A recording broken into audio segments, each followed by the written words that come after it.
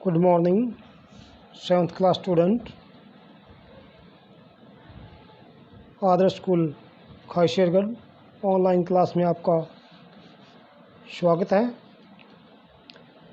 आज का हमारा विषय है सामाजिक अध्ययन, लेसन सेकंड। आज हम पढ़ेंगे खनिजों के बारे में। खनिज क्या होते हैं, कितने प्रकार के होते हैं और खनिजों से हमें क्या कुछ मिलता है। मैं आशा करता हूँ कि आप ध्यान से पढ़ोगे और जितना मैं पढ़ा रहा हूँ वो ध्यान से सुनोगे और उतना आप भी दोबारा इसको एक बार पढ़ोगे। तो आइए करते हैं शुरुआत। खनिज मुख्य रूप से दो समूहों में विभाजित होते हैं। धात्विक खनिज। धात्विक खनिजों में धातु, लोहा, तांबा, सोना, मैग्नीज, निकल आदि आते हैं और ये धात्विक खनिज महत्वपूर्ण उदाहरण है। ये समकालीन समाज के लिए अपरिहार्य है।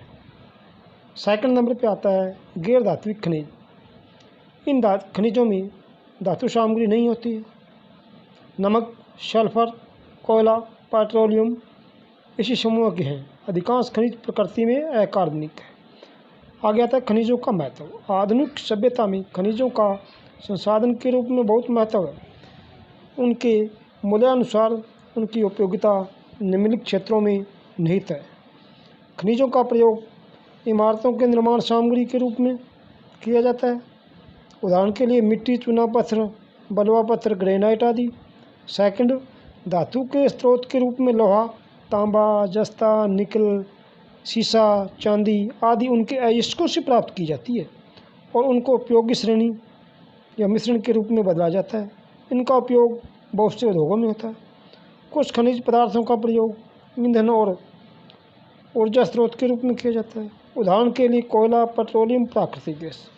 आगे आता है पृथ्वी की विवर्तनिक क्रियाएं। साधारणतः भू आकृतियों में परिवर्तन बहुत धीमी गति से होता है। कभी कभी परिवर्तन हिंसक और बड़ी तेज़ी से होते हैं, परंतु ये परिवर्तन तुलनात्मक रूप से धीमे परिवर्तन के मुकाबले बहुत कम होते हैं। पृथ्वी की गति जो कि एक बड़ा परिवर्तन लाती है उसे विवर्तनिक क्रियाएं कहते हैं। पृथ्वी के भीतर महान आंतरिक बल की एकाग्रता स्थानीय क्षेत्रों को ऊपर उठाती है। वे बल जो पृथ्वी के तल के प्रभाव डालते हैं वे अपने स्रोतों के आधार पर दो बड़ी श्रेणियों में विभाजित होते हैं।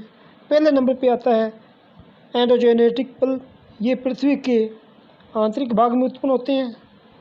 वे पृथ्वी के तल के हिस्सों के ऊपर धकेलते हैं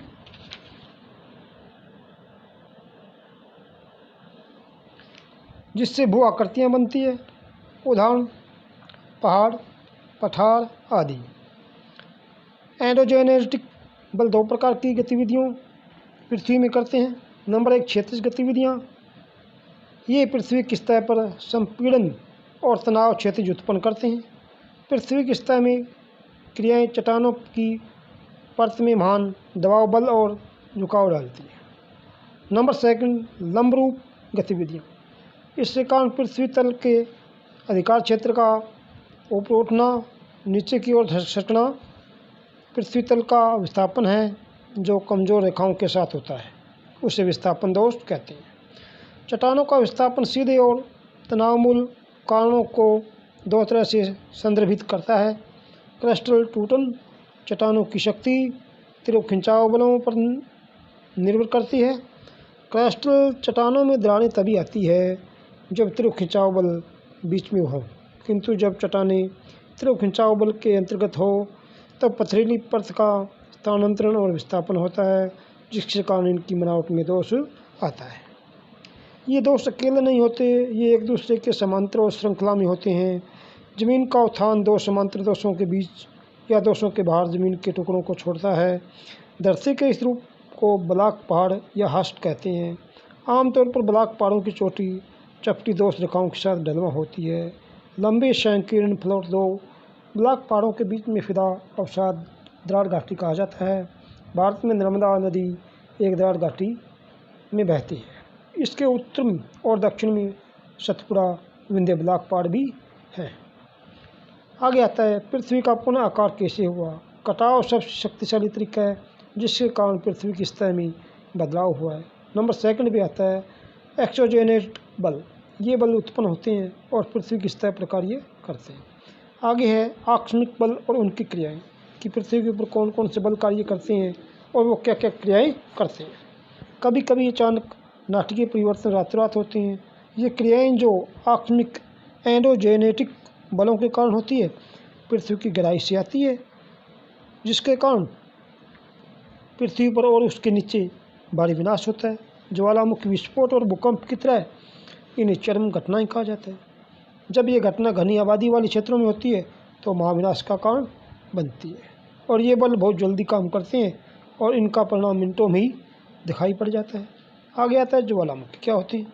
ज्वालामुखी वैट या निकट दूरी वैट का एक समूह है जिसके माध्यम से चट्टानी मैग्मा पिघले और गर्म गैसों के बाहर एक गहरे स्रोत से अलग होते हैं। औसतन एक विस्फोट में एक ज्वालामुखी 150 घन किलोमीटर पदार्थ बाहर निकालता है। ज्वालामुखी से उत्पन्न उत्सर्जित पदार्थ की 3 श्रेणियाँ होती है, ठोस, तरल और गैस। ये तीनों प्रकार के उत्सर्जित पदार्थ अत्यंत उच्च तापमान पर बाहर निकलते हैं और बाहर आकर धीरे धीरे ठंडे होते हैं। जो पदार्थ ज्वालामुखी से बाहर आकर आते हैं उनमें विभिन्न प्रकार की भू आकृतियाँ बनती है। नंबर 1 पे आता है सक्रिय ज्वालामुखी। अब हम अध्ययन करेंगे कि ज्वालामुखी कितने प्रकार के होते हैं। तो पहले नंबर पे आता है सक्रिय ज्वालामुखी। सक्रिय ज्वालामुखी ये वे ज्वालामुखी हैं जो लगातार लावा, गैस, राख, आक्षिक पदार्थों का उत्सर्जन करते रहते हैं। भूमध्य सागर के एंटना और ट्रोम्बली इसके सर्वश्रेष्ठ उदाहरण माने जाते हैं। नंबर 2 पे आता है निष्क्रिय ज्वालामुखी। ये वे ज्वालामुखी हैं जो कुछ समय तक उत्सर्जन करने के बाद शांत हो जाते हैं, ठंडे हो जाते हैं और भविष्य में उनके उत्सर्जन की कोई संकेत नहीं मिलते और मानव जाति को मानजान अत्यधिक हानि पहुँचाते हैं ये भी। नंबर 3 पे आता है विलुप्त ज्वालामुखी। ये वे ज्वालामुखी है जो भविष्य में उत्सर्जन की कोई संकेत ही नहीं देते, विलुप्त ज्वालामुखी कहलाते हैं। करैक्टर ऊपर का मुंह पानी से भर जाता है जिससे झील बन जाती है। यह उल्लेखनीय है कि किसी भी ज्वालामुखी को सदैव निष्क्रिय नहीं माना जा सकता, क्योंकि कोई भी नहीं जानता कि पृथ्वी के नीचे क्या घटित हो रहा है। इंडोनेशिया के क्रैटोआ को विलुप्त ज्वालामुखी माना जाता था, किंतु 1883 में यह अहिंसक रूप में उत्सर्जन करने लगा। इसने पहाड़ की चोटी को उड़ा दिया था, जिससे विशाल अवसाद कलडेरा बन गया था। आगे आता है ज्वालामुखी, इसकी विशेषताएं क्या होती है। विस्फोटक से संबंधित ज्वालामुखी विशेषताएं और उनकी गतिविधियां नीचे दी जा रही है, देखो। नंबर 1 पे ज्वालामुखी वैट। यह एक खोल है जिसके माध्यम से पिघली हुई सामग्री पृथ्वी की सतह पर उत्सर्जित होती है। गैसें और भाप मैग्मा में विलीन होकर विस्फोटन से वैट के माध्यम से बच जाती है। नंबर 2 पे बन जाता है एक गड्ढे। तस्तरी के आकार का जो अवसाद गड्ढा बनता है वह क्रैक के रूप में जाना जाता है। यह साधारणतः कीप के आकार का कुछ 100 मीटर की दूरी से लेकर 2 या 3 किलोमीटर से अधिक व्यास वाला होता है। यह एक बहुत व्यापक अवसाद है और तभी बनता है जब ज्वालामुखी विस्फोट या एक दंतपुंज की ज्वालामुखी द्रव्यमान का संपूर्ण शिखर भाग को नष्ट कर देता है। आगे आता है आग की महान अंगीठी। वाल्केनो शब्द की उत्पत्ति रोमन के आग के देवता वाल्कन से हुई। वर्तमान विश्व में 500 से अधिक ज्वालामुखी है। ये न्यूफोल्ड माउंटेन समुद्र तट के क्षेत्रों में फैले हुए हैं। इनमें से कुछ समुद्र के नीचे हैं। अधिकतर ज्वालामुखी प्रशांत महासागर के चारों ओर पाई जाती हैं। यही कारण है कि इन्हें आग की महान अंगीठी कहा जाता है। आगे नंबर पे आता है भूकंप। पृथ्वी के भीतर बहुत सी हलचल होती रहती है जिनका हमें पता नहीं चलता। भूकंप का अर्थ है पृथ्वी का कंपन। यह एक प्राकृतिक घटना है। ऊर्जा से निकलने के कारण तरंगें उत्पन्न होती है जो सभी दिशाओं में फैल जाती है। तो आज हम पढ़ने का कार्य यहीं तक करेंगे, आगे करेंगे इसके क्वेश्चन, साथ के साथ कुछ क्वेश्चन भी करवा देते हैं आपको। पेज नंबर 20 पर है, सही विकल्प कीजिए। पहले नंबर पे है पृथ्वी डैश महाद्वीप था, तो इस डैश के अंदर आ जाएगा एक ही महाद्वीप था।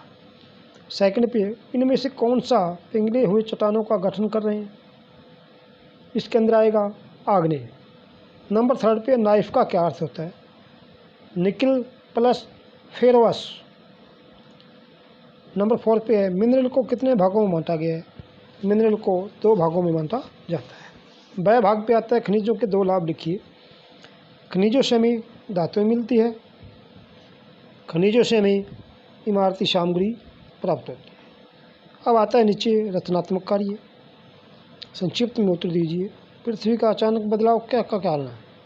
कि पृथ्वी के ऊपर जो बदलाव आता है उसका एकदम अचानक कारण क्या है? जल, बर्फ और वायु के कारण एकदम बदलाव आता है। नंबर 2, पृथ्वी की भूपटल कैसे बनी है? पृथ्वी की जो भूपटल है सिलिका एल्युमिनियम से बने हैं। नंबर 3 पे आता है पृथ्वी के भूपटल के कार्यों को क्या कहते हैं? इसका उत्तर बनता है पृथ्वी के भूपटल के कार्यों को मोह कहा जाता है। तो ये थे दोस्तों आज के क्वेश्चन। आपको ये वीडियो बढ़िया लगा हो तो आप इसको ज़रूर लाइक और शेयर करना, और इसको बढ़िया पढ़ना है। घर पे रहो, सुरक्षित रहो, ऑनलाइन स्टडी करो। धन्यवाद।